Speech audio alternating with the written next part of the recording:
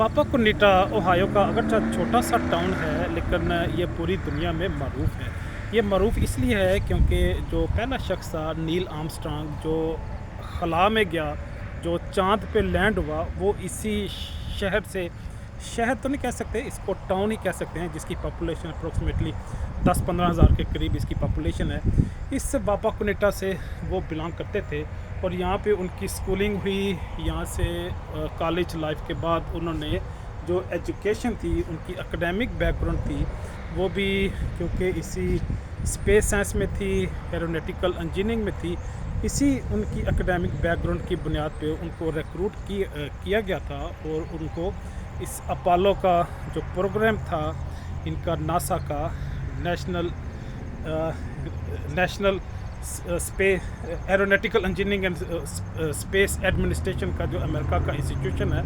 उन्होंने इसी बुनियाद पे उनकी एकेडमिक बैकग्राउंड की वजह से ही उन्हें रिक्रूट किया था, सिलेक्ट किया था और उन्होंने अपोलो का जो प्रोग्राम था उसके थ्रू चांद पे भेजा। तो गोया ये उनका कोई पर्सनल प्रोजेक्ट नहीं था, एक बहुत बड़ा प्रोजेक्ट था जो नासा ने डिज़ाइन किया, इस्टेब्लिश किया,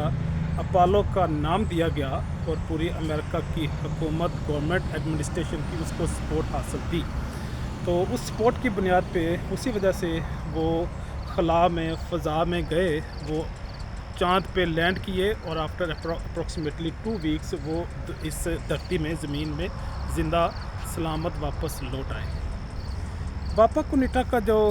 लफ्ज़ी मतलब है वो है वाइट बोन्स और ये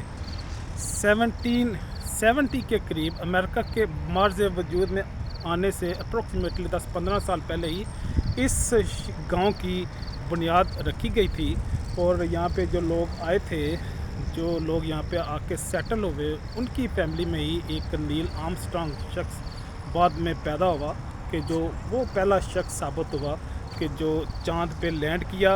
और लैंड करने के बाद वो सक्सेसफुली धरती पे, ज़मीन पे लौट आया। इजाज़त चाहूँगा। अल्लाह हाफ़िज़।